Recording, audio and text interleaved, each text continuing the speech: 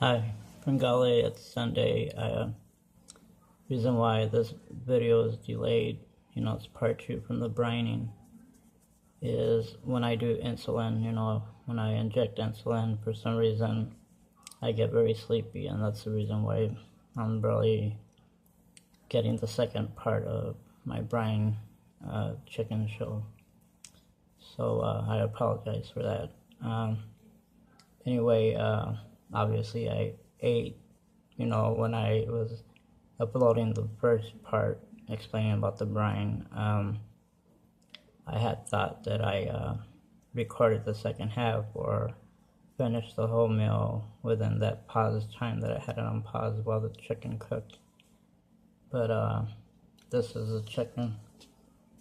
Well, obviously it's gonna be the chicken. I'm saying that to myself. Here it is. I'm trying to get the light best, because if I move the phone, it's gonna mess up.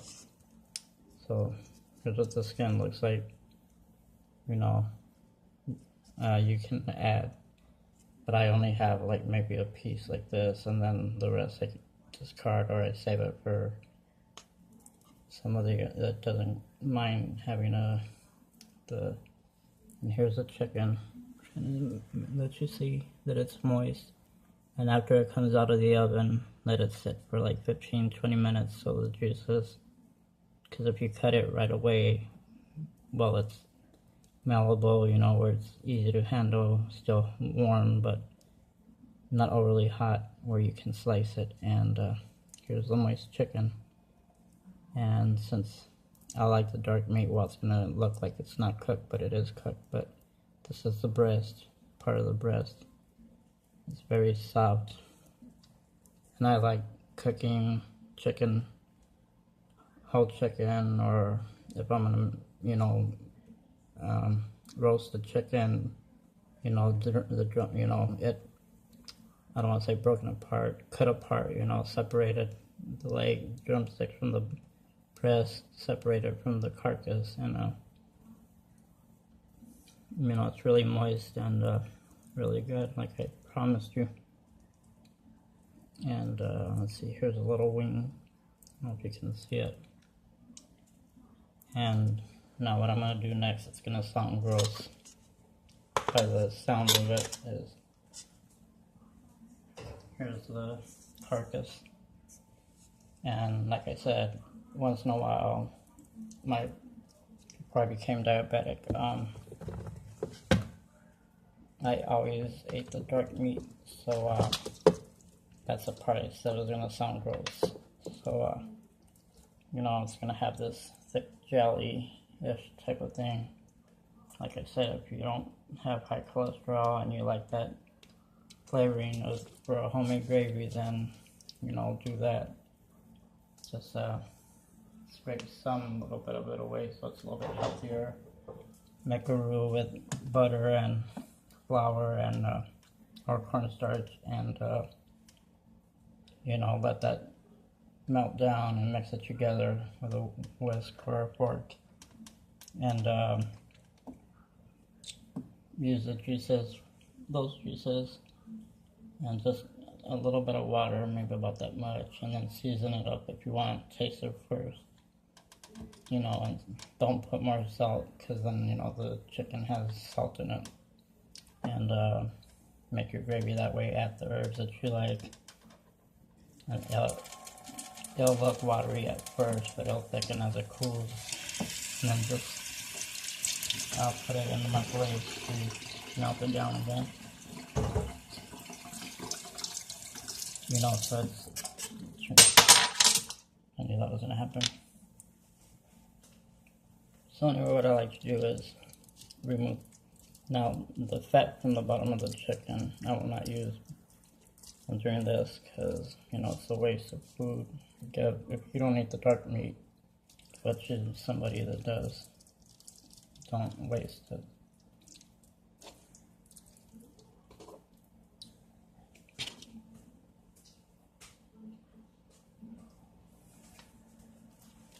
Let's see.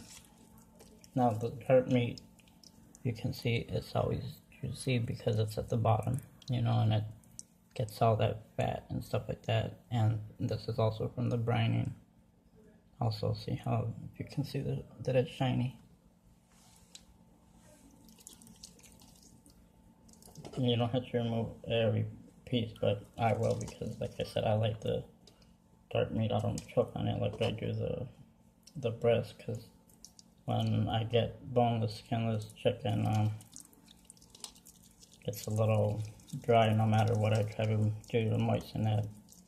So I have to put a lot of gravy on it to be able to swallow it, you know. I don't want to choke on it.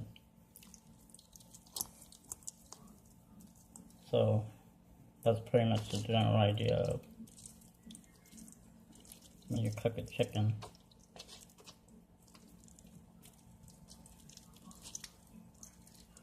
That broccoli was really good. I wish I would have videotaped it, but I was too hungry, and then I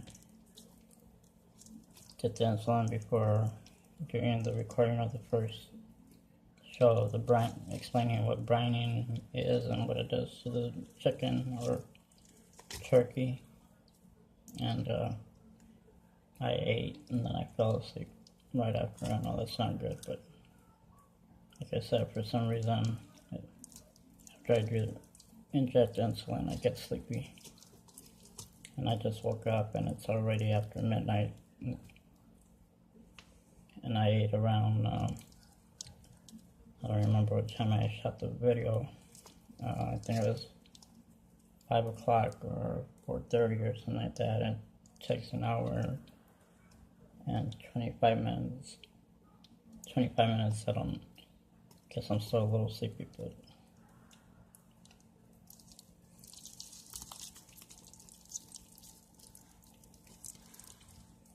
and be careful with little ones. You want to, you know, check the chicken that there's no bone, because sometimes, you know, you slice the chicken, whatever part you're going to use, and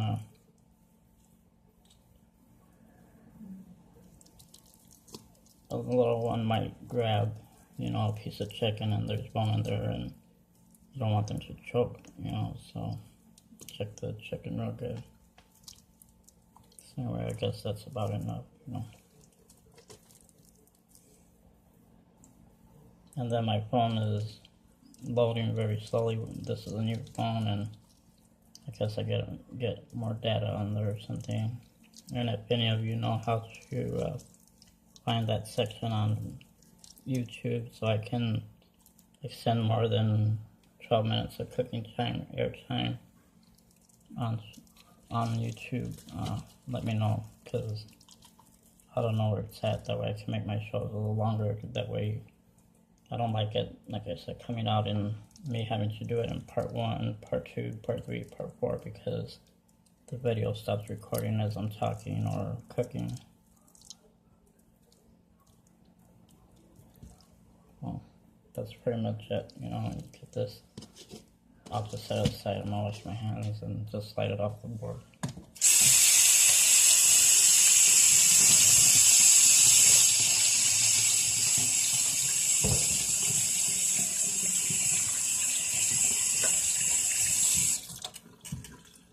Now, I found to get the smell of chicken off your hands is cut orange or lemon in half.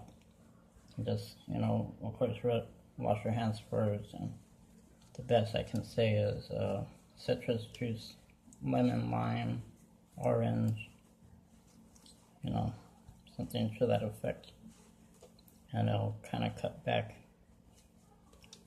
And here's a tip: if you eat onions, eat peanuts or peanut butter, or eat a lemon, that'll take away the onion breath. I don't know about garlic breath, but it does for onion breath. It works. And on your hands too. Okay, well, that's the show, and here's the chicken again. And I hope you have success with your chicken. Okay, this is Fringale saying happy Sunday, the 11th, 2016. Thank you, bye.